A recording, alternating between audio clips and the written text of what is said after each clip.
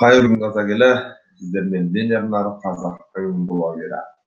Құрметті достар, менің YouTube арнама тағы да кіріп, осы видеомды қарап отырғандарыңыз үшін барлықтарыңызға үлкен алғысымды білдіремін және видео соңына дейін қарауға кеңес беремін. Себебі бүгінгі видеода достар, әлемдегі ең бай адамдардың бірі қытайлық бизнесмен, кәсіпкер Alibaba.com интернет компаниясының негізін қалаған, $20,000 өз кәсібін бастаған, Forbes журналында суреті шыққан алғашқы қытайлық, қаншама отказдарды алдырып, түбінде үлкен жетістікке жеткен Джек Маның топ 10 ережесімен дәл осы видеода танысатын достар.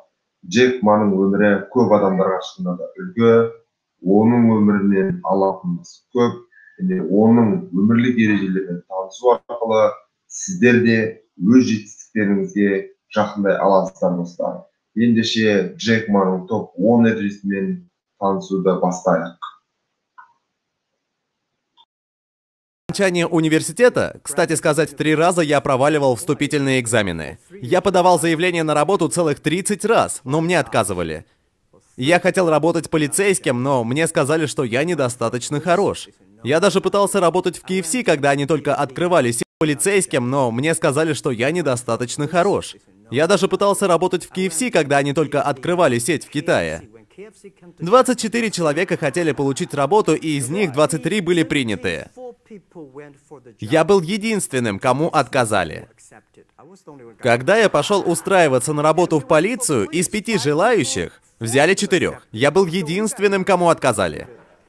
Так что я привык к отказам. Кстати сказать, я рассказывал вам, как подавал заявление в Гарвард 10 раз, и мне отказывали. Я знал, что мне откажут, я всего лишь хотел в этом убедиться. Сейчас они об этом жалеют. 10 раз вы писали им и говорили, я бы хотел учиться в Гарварде. Да, а потом я...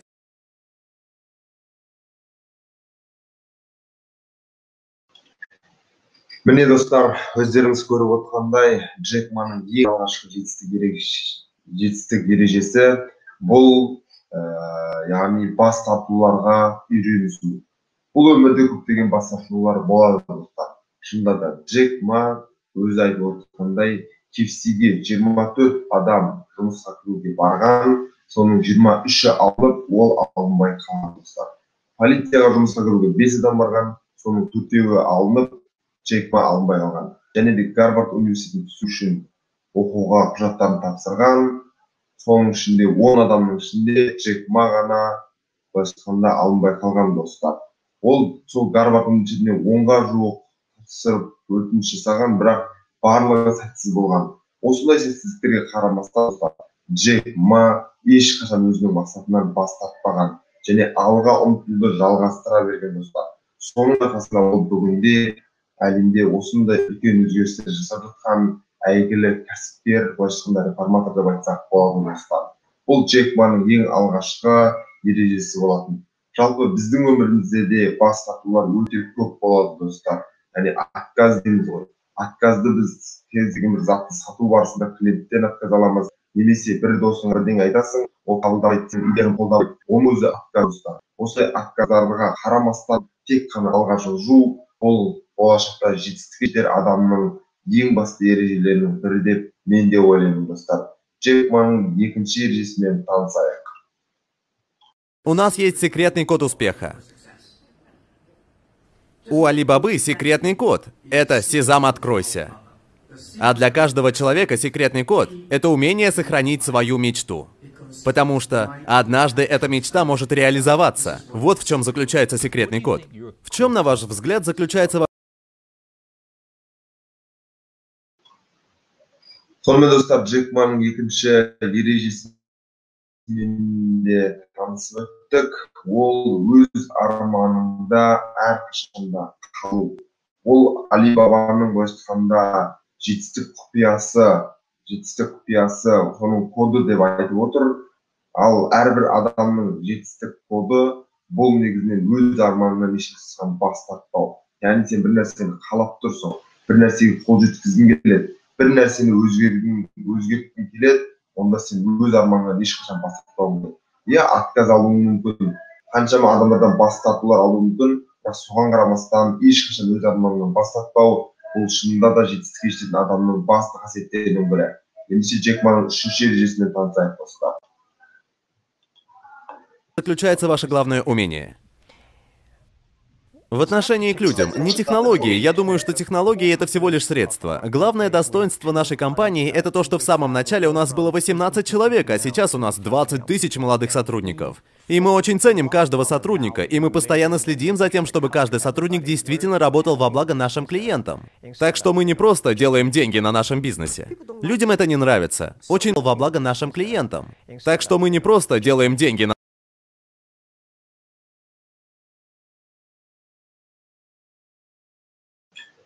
Достар, Джек Маның үшінші ережесі бұл корпоративтік мәдениетті сақтау. Яғни ол өзіне жұмысқа адамды алғанда және өзінің компаниясындағы қызметкерлердің әрбіріне жеке-жеке мән беретінін айтып отыр.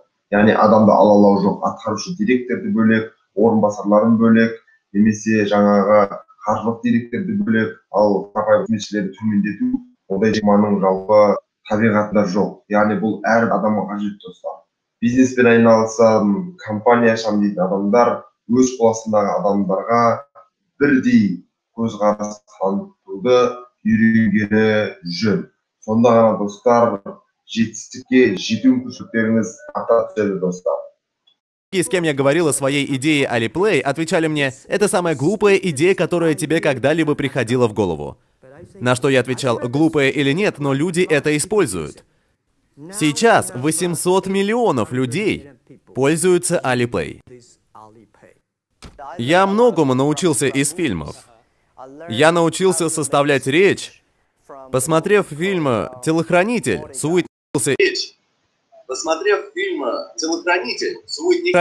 с Уитни Хьюстон. Когда она там поет свои песни, я не могу оторвать от нее глаз. Это фильмов. Я научился составлять... Когда она там поет... Джек Маның төртінші ережесі бұл сыншылардың сөзіне құлақ аспау. Дәл осы ереже негізі өткен Илон Масктың да топ 10 ережесінің бірі болған болатын. Джек Ма өзінің тәжірибесінен айтып отыр, ол Alipay төлем жүйесін жасайын деген кезде оған көптеген адамдар ол болмайды деген. Дегенмен Джек Ма өзіне сын көзбен қараған адамдардың айтқанын мүлде тыңдаған жоқ. Соның арқасында бүгінде шынында да өте көп миллиондаған адамдар қолданатын Alipay төлем жүйесі Alibaba Gold'тың былайша айтқанда ең басты төлем жүйелерінің бірі, достар. Сондықтан сіздер де қандай идея жүзеге асырғыларыңыз келмесін, қандай адамдарыңыз болмасын, сыншылар болады дегенмен ешқашан оған беріліп, оларды айтқан сөзіне мұңайып жүрудің қажеті жоқ, достар. Сыншыларды тыңдамау керек, тек қана алға басу керек, достар. Свои песни, я не могу оторвать от нее глаз. Это круто.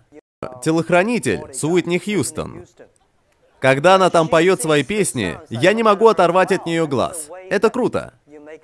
Вот как надо составлять речь. До этого я не знал, как это делается. Я же не актер, но когда я посмотрел фильм, я сказал: ух ты. Если ты поешь от сердца, если ты поешь естественно, если ты остаешься самим собой, это работает. Так что я многому научился из фильмов. Я даже многому научился из «Крестного отца». Мой любимый фильм — это «Форест Гамп». Вот чему мне удалось научиться. Вот что является моей музой, вдохновение, которое мы черпаем из фильмов.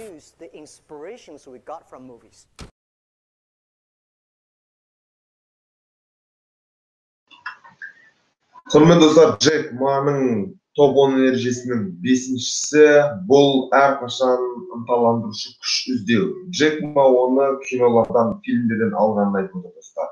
Жалпы адамды жігерлендіретін заттар әртүрлі болып келуі мүмкін. Ол фильм болуы мүмкін, ол кітап болуы мүмкін, ол музыка болуы мүмкін, достар. Сондықтан сіздер де өздеріңізге қолайлысын таңдап алып, тек қана алға басуларыңыз керек. Ал Джек Ма өзін ынталандырған фильмдердің бірі ол «Крестный отец» және де «Форест Гамп» деген киноларды айтып отыр. Айтпақшы, «Форест Гамп» фильмін мен өткенде ғана қарадым. Өте жақсы, адамнан талантатын кино, достар. Сондай шабыт беретін, мотивация беретін және де бір ой саларлық туындыларды көру арқылы сіздер де өз жетістіктеріңізге достар жақындай аласыздар.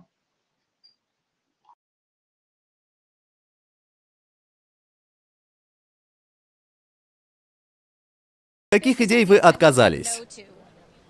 Я говорю нет многим идеям, потому что, как главный исполнительный директор, я должен отказываться от каких-то возможностей. Ведь если я скажу «да», то я буду получать где-то 5000 хороших идей в день.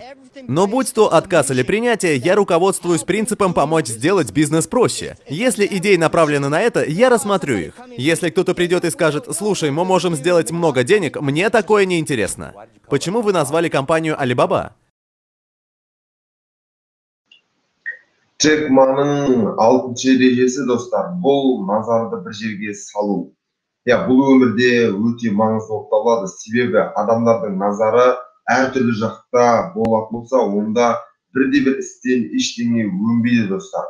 Сол себепті адам өзінің энергиясын, қуатын тек бір ғана салаға, бір ғана бағытқа жұмсау керек. Сонда ғана сол саладан әртүрлі жеңістерге және жетістіктерге жете алады достар. Ал адамның ойы шашыраңқы болса, онда сіздің энергияңыз шашыраңқы және ештеңе де одан өнбейді достар. Сол себепті Джек Маның алтыншы ережесі бұл өмірде қолданған, оны өте дұрыс деп айтуға болады достар. Сол себепті сіздер де өз назарларыңызды, өз фокустарыңызды тек бір арнаға ғана салып, сол бағытта тынымсыз еңбек етіңіздер достар. Alibaba? Alibaba? Что ж, когда я только начинал, интернет ведь глобальная сеть, значит, и у нас должно быть международное название. И оно должно быть интересным, как у Yahoo. Ясно. Я думал много дней, и должно быть международное название. И оно должно быть интересным, как у Yahoo. Ясно. Я думал много дней, и вдруг мне пришло в голову, что Alibaba — это подходящее название. В тот день я был в Сан-Франциско. Я обедал, и ко мне подошла официантка. Я спросил ее: «Вы знаете что-нибудь про Alibaba?» Она сказала: «Да». Я спросил: «А что такое Alibaba?» Она ответила: «Ясно». Я думал много дней, и вдруг мне пришло в голову, что Alibaba — это подали сказку про Алибабу, 40 разбойников и Сезам, откройся. Так я понял, что это отличное название. Оно начинается с буквы.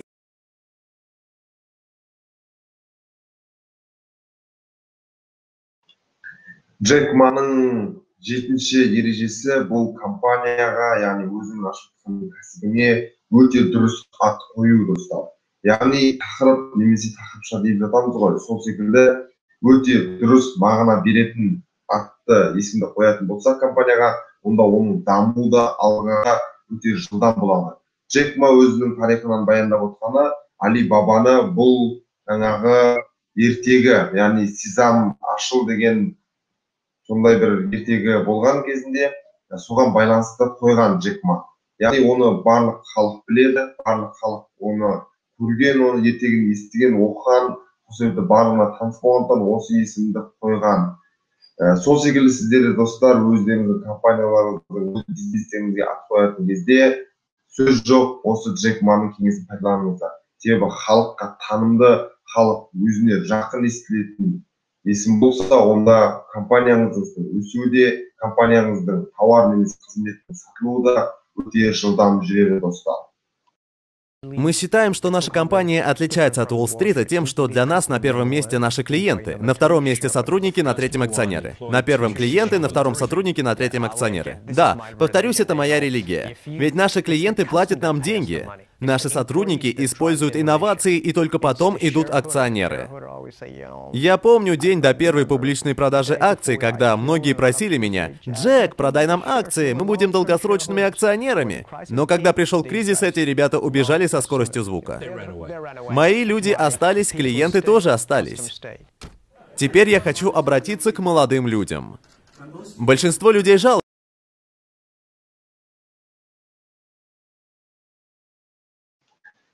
Джек Маның 8-ші ережесі достар, ол клиентті әрдайым бірінші орынға қою. Кез келген бизнесте клиент всегда прав деген ереже бар достар. Бұл дегеніңіз, сіз қандай кәсіппен айналысып жатсаңыз да клиентіңізді әрқашан бірінші орынға қоюыңыз керек.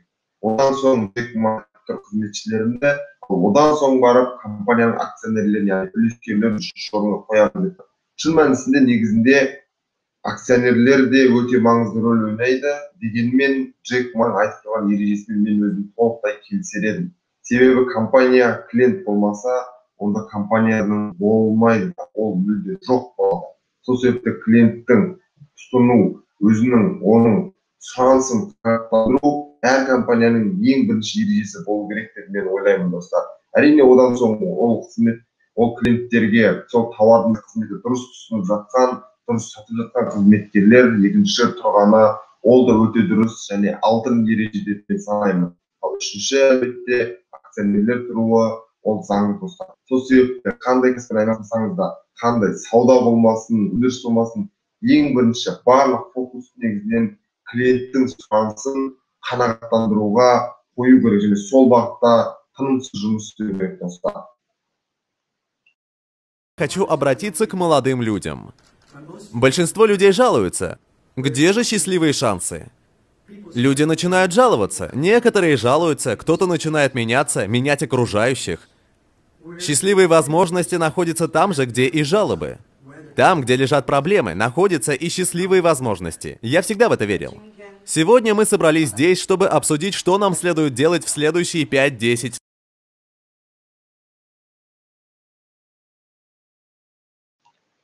Джек Маның 9-шы ережесі, достар, шынында да өте керемет.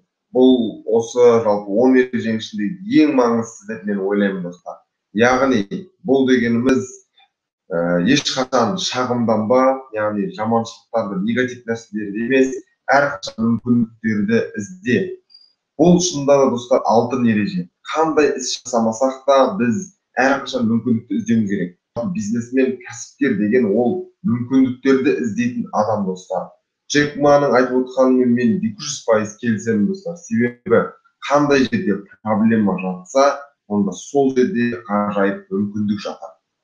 Бұл дегеніміз, мәселен, қандай бір шешілмей жатқан мәселе болатын болса, қиындық болып жатса, соны егер сен, яғни сіз шешімін тауып беріп, соны қалай реттеуді, қалай жолға қоюды көрсетпесеңіз сол мәселені, онда сіздің кәсібіңіз өте маңызды, ешқандай актуальный дейді ғой орысша. Сондай үлкен маңызға, мәнге ие болады, достар. Мәселен, мен өзімнің өмірде шектеу жоқ, яғни Ник Вуйчичтің кітабын аударған кезде менде де дәл сондай проблема болды басында. Яғни мен проблеманы көрдім. Ол проблема қандай дегенде, ол қазақша кітаптардың меломан дүкенінде жалпы Қазақстандық нарықта өте аз болу, достар. Өте аз. Яғни бүкіл кітап нарықта алып Қазақстанда соның бір 90%-ға жуығы орысша кітаптар. Жетістікке жетіп өз кәсібін жасап жатқан адамдардың көбісі орысша білетіндер, орысша оқып жүрген адамдар. Ал сонда қазақша білетіндер, қазақша оқитындар, олар сонда бизнеспен айналыспау керек па? Кәсіппен айналыспау керек па? Олар мотивация алмау керек па? Міне осы проблема мені әбден ойлантты, достар. Және мен соның шешімін тауып, бір кітапты аудардым. Және Аллаға шүкір, сол шешімін тапқанның арқасында кітап қазір өте жақсы сатылымға ие болып жатыр, достар. Сол себепті қандай жерден проблема көрсеңіздер, онда соны шешуге тырысыңыздар. Егер сіздер сол проблеманы шешетін болсаңыздар, онда сөз жоқ, сіздің кәсібіңіз тез арада дамиды және Алла бұйыртса, ол қоғам үшін пайдалы болады, достар. Ендеше Джек Маның соңғы 10-шы ережесімен жақсылап танысайық, достар. собрались здесь, чтобы обсудить, что нам следует делать в следующие 5-10 лет. Итак, чем Alibaba станет в будущем? С тех пор, как мы работали над компанией «Китайские желтые страницы», я всегда говорил, что наши конкуренты...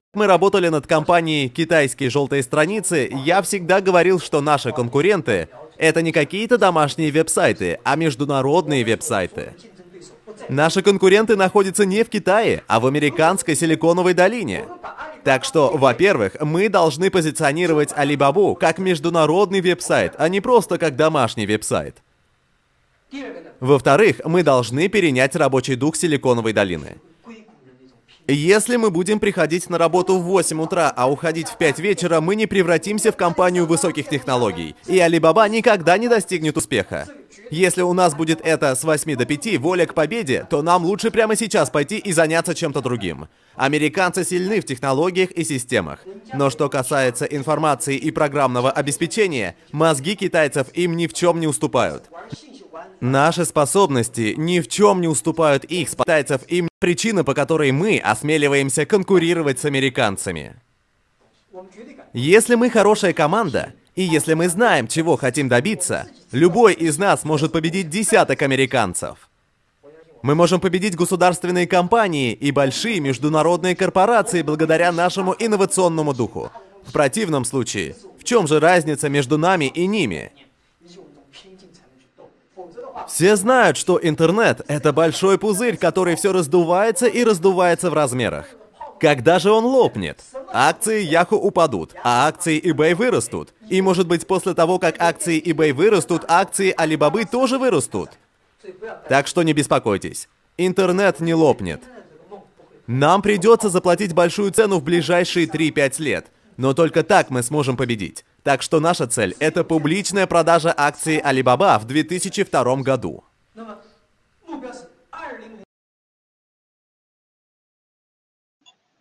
Иә достар, өте керемет жігерлі сөздер, иә, шынында да.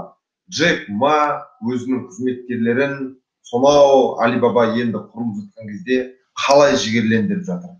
Ол американдықтармен біз теңесуіміз керек. Американдықтардан қытайлықтардың ешқандай айырмашылығы жоқ. Біздің олардан басты айырмашылығымыз технология бойынша қалып қойғандығымыз дейді. Алайда қытайлықтардың миы американдықтардың миынан еш кем емес. Біз де олардың жасаған жасай аламыз. Біз қарапайым үйлердің, кәдімгі қарапайым тұрғындардың веб-сайттарымен емес, әлемдік корпорациялардың веб-сайттарымен, алып интернет корпорацияларымен бәсекеге түсуіміз керек дейді. Иә достар, бұл осыдан шамамен 10-15 жыл бұрын айтылған сөздер бүгінде шынында да ол орындалып, Alibaba американдық силиконды алқап дейді, яғни Сан-Францискодағы американдық жоғары технологиялық компаниялардың орналасқан аймағындағы ең алып деген американдық алып компаниялармен, корпорациялармен Alibaba бүгінде бәсекеге түсуде достар. Бұның барлығы да шынында да адам жасағанды адам жасай алады. Яғни ешбір адамнан кем еместігі, кез келген адамның қолынан келетіндігі екендігі анық достар. Джек Ма осылай өз қызметкерлерін жігерлендірсе, мен де құрметті достар, осы видеоны көріп отқан сіздерді жігерлендіріп келеді. Сіздердің де қолдарыңыздан достар барлығы келеді. Сіздер де барлығын жасай аласыздар. Мүмкін емес нәрсе жоқ достар. Өмірде мүлде шектеу жоқ. Шектеу тек біздің мына миымызда. Егер миымыздағы шектеуді алып тастайтын болсақ, онда өмірдегінің барлығы да жеңіл. Әлбетте барлығы Алланың қалауымен болады достар. Ең бастысы арам бизнеспен емес, дұрыс, адал, қоғамға пайдасы тиетін кәсіппен айналыссақ қана бізде Қазақстанда сөз жоқ қытайлықтармен теңесе алады. Қазақстандықтардың да, қазақтардың да қытайлықтар мен американдықтардан ешбір кем түсі жоқ достар. Сондықтан бизнестеріңізге сәттілік, кәсіптеріңізде тек қана алда болыңыздар, және менің видеомды қарап шыққандарыңыз үшін үлкен алғысымды білдіремін. Джек Маның топ 10 ережесімен таныстыңыздар, енді содан пайдасын алып, өмірлеріңізде қолдарыңызға достар. Сіздермен бірге болған мен Ернар Қазақтың блогері. Видео ұнаса, видеоға лайк басып, және астына видеоға байланысты пікір қалдыруды ұмытпаңыздар, және менің арнама әлі жазылмаған болсаңыздар, астындағы қоңыраушаны басып, арнаға жазылып кетуді де ұмытпаңыздар достар. Қоштаспаймыз, келесі кездескенше достар.